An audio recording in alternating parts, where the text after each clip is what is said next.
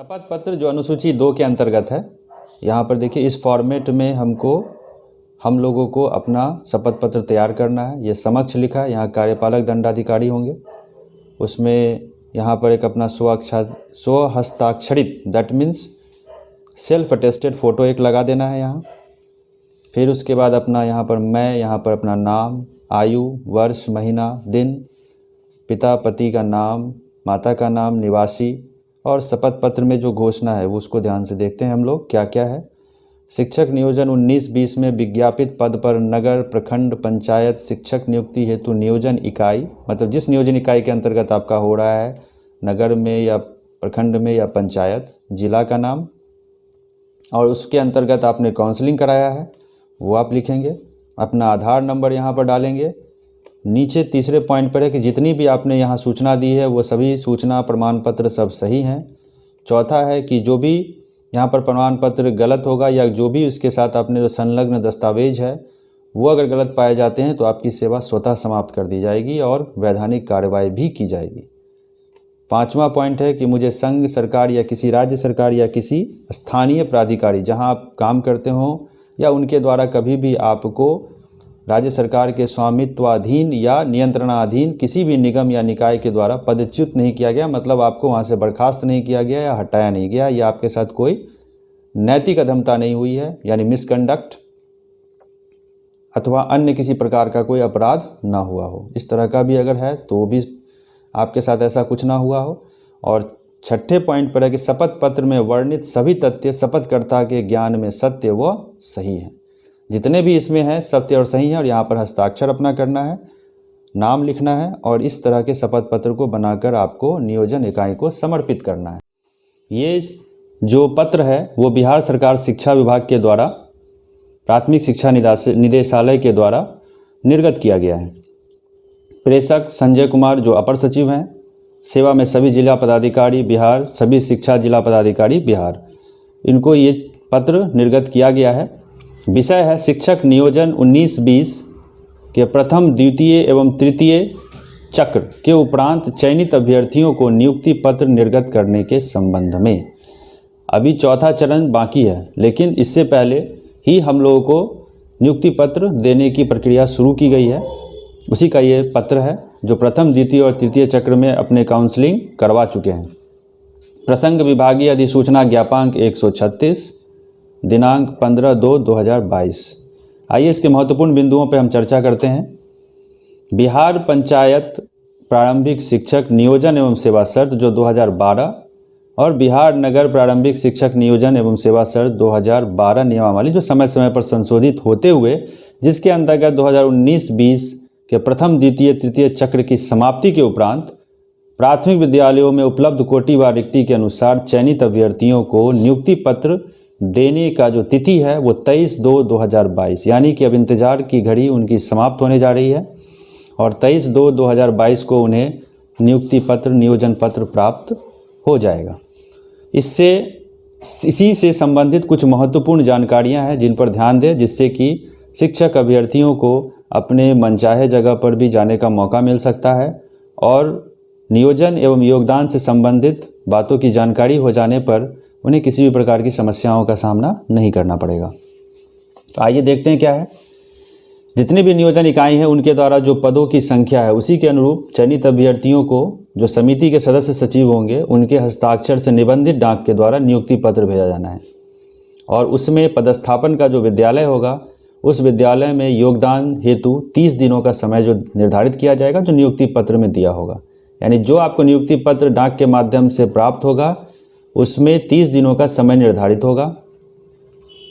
संबंधित विद्यालय जिस विद्यालय में उन्हें योगदान देना है उसके प्रधानाध्यापक, प्रधान शिक्षक को ये जिम्मेदारी दी गई है और उनको ये अपेक्षित होगा कि उस नियुक्ति पत्र की संपुष्टि नियोजन इकाई से कराने के उपरांत अभ्यर्थियों का योगदान स्वीकृत करेंगे, यानी कि जो नियोजन पत्र वो उनको समर्पित किया जाएगा अभ्यर्थी के द्वारा उसका संपुष्टि किया जाएगा नियोजन इकाई से और फिर उनसे योगदान लिया जाएगा।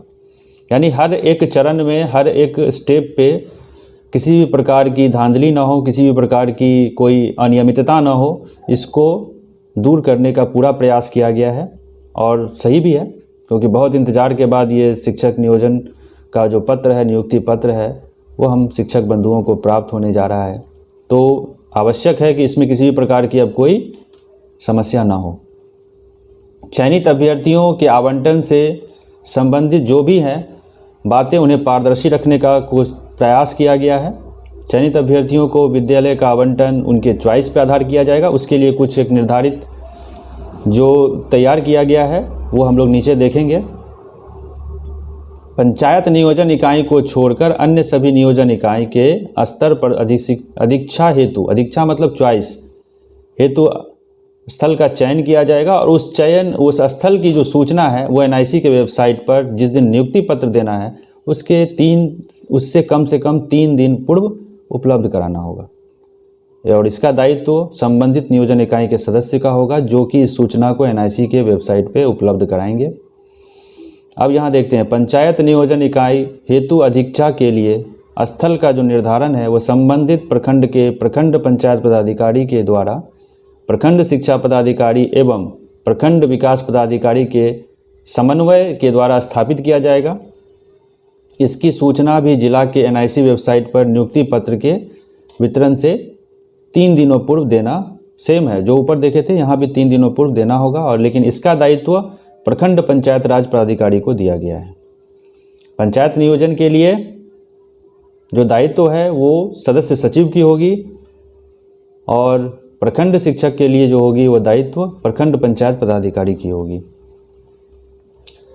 अब आते हैं हम लोग कुछ अगले पॉइंट पर देखते हैं। चौथा पॉइंट, जिन नियोजन इकाई में चयनित अभ्यर्थियों का नियुक्ति पत्र वितरित किया जाना है उस नियोजन इकाई से संबंधित विद्यालयवार रिक्ति का प्रकाशन जिला के एनआईसी के वेबसाइट पर नियुक्ति पत्र के वितरण के लिए निर्धारित तिथि से कम 3 दिन पूर्व 3 दिन पूर्व संबंधित जिला शिक्षा पदाधिकारी के द्वारा किया जाएगा।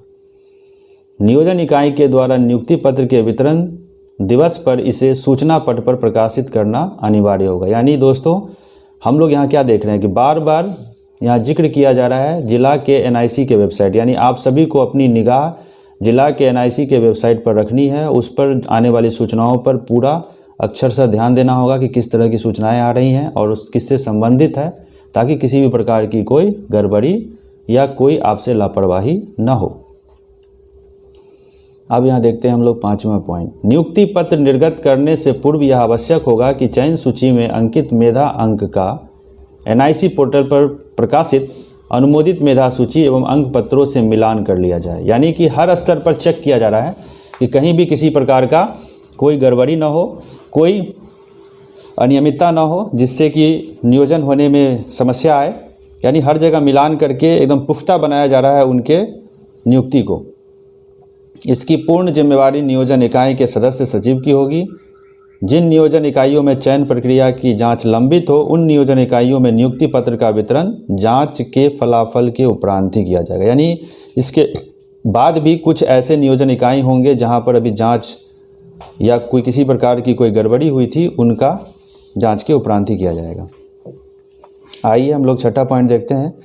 इसमें जो अधीक्षा हेतु जो बताया गया था ऊपर में कि अधीक्षा यानी चॉइस के लिए, उसके लिए एक अनुसूची 1 तैयार किया गया है जिसमें क्रमिक रूप से अवसर दिया जाएगा। यानी कि उसमें जो कैटेगरी बनाया गया है अलग अलग, जैसे कि महिला का, फिर अनुसूचित जाति जनजाति, फिर उसके बाद अनारक्षित, उस तरीके से दिया जाएगा। उसी में फिर आगे चल के एक शपथ पत्र संलग्न किया गया है अनुसूची 2 में, जिसमें कि कार्यपालिक दंडाधिकारी के समक्ष बनाना है। नियुक्ति पत्र वितरण दिवस पर उनकी 1 प्रति चयनित अभ्यर्थी को दी जाएगी और साथ ही साथ उसमें से 1 निबंधित डाक के द्वारा जाएगा।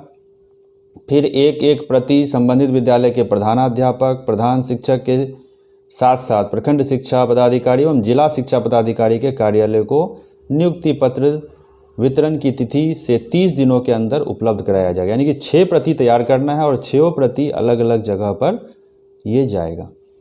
नियुक्ति पत्र वितरण दिवस के 7 दिनों के अंदर जिला शिक्षा पदाधिकारी द्वारा नियोजन इकाई वार नियुक्ति पत्र की प्रति जिला के एनआईसी के वेबसाइट पर अपलोड कराया जाना आवश्यक होगा। यानी नियुक्ति पत्र की प्रति को भी जिला के एनआईसी वेबसाइट पर डाल दिया जाएगा। यानी कि हर स्तर पर पारदर्शिता रखी गई है कि कहीं पर किसी प्रकार की कोई समस्या न हो। और इस तरह से ये सारी प्रक्रिया जिला पदाधिकारी से निर्देश प्राप्त कर जिला शिक्षा पदाधिकारी के द्वारा संपन्न किया जाएगा।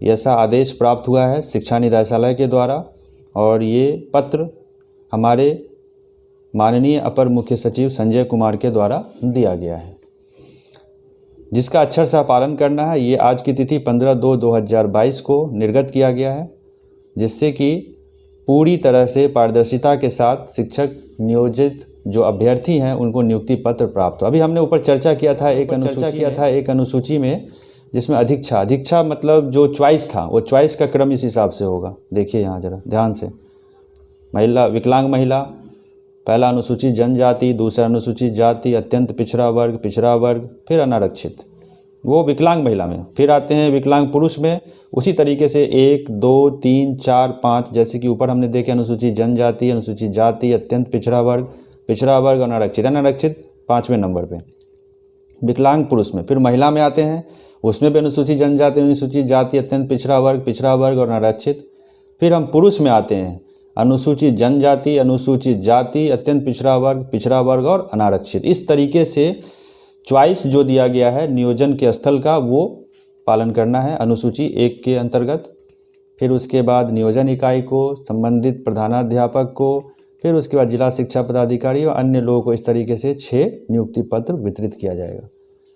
तो दोस्तों, ये पूरा एक क्रमिक वार में मैंने आपको बताने का प्रयास किया है, जिसमें आपको ध्यान रखना है कि किस तरीके से जो आपको नियुक्ति पत्र, नियोजन पत्र दिया जाएगा 23/2/2022 को, उसके साथ आपको किन किन दस्तावेजों के साथ तैयार रहना है और किस तरीके से आपके चॉइस का निर्धारण होगा। तो दोस्तों, मैं अंत में आपसे ये कहना चाहूँगा कि आप सभी को एक बार फिर से पुनः शुभकामना और बधाई, जो आपको नियुक्ति पत्र 23/2/2022 को प्राप्त होगा बहुत बड़े लंबे इंतज़ार के बाद। आप सभी को एक शुभकामना, जिससे कि आप सभी लोग जाएं और अपने अपने विद्यालयों में योगदान दें। इन्हीं शब्दों के साथ इस वीडियो को यहीं समाप्त करूंगा। आप सबों से आग्रह है कि हमारे इस वीडियो को लाइक और सब्सक्राइब करें और अधिक से अधिक शेयर भी करें, ताकि इसी तरीके से अगला वीडियो भी हम आपके पास लेकर के आएँ जल्द से जल्द। धन्यवाद।